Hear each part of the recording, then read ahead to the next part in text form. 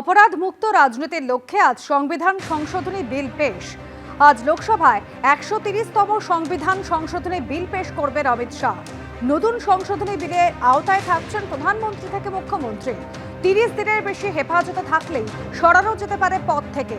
5 বছরের বেশি সাজাপ্রাপ্ত হলেও সরানো যেতে পারে মন্ত্রিত্ব থেকে। অপরাধ রাজনীতি নয়, বিজেপির আসল টার্গেট বিরোধীরা। এজেন্সি দিয়ে বিরোধী মুখ্যমন্ত্রীদের গ্রেফতার করে সরানোর চক্রান্ত দেখছে কংগ্রেস। আর মিথ্যে মামলায় বিরোধী রাজ্যের মুখ্যমন্ত্রীদের গ্রেফতার করে সরানোর চক্রান্ত। বিরোধীদের হেনস্থা করতে প্রথমে গ্রেফতার, তারপর মুখ্যমন্ত্রীদের সরানোর ছক। মোদী সরকারের সংবিধান সংশোধনী বিল নিয়ে আক্রমণ অভিষেক মনু সিংভির। আজ সংবিধান সংশোধনী বিল পেশ করতে চলেছেন কেন্দ্রীয় স্বরাষ্ট্রমন্ত্রী অমিত শাহ। আজ লোকসভায় 130তম সংবিধান সংশোধনী বিল পেশ করবেন অমিত শাহ।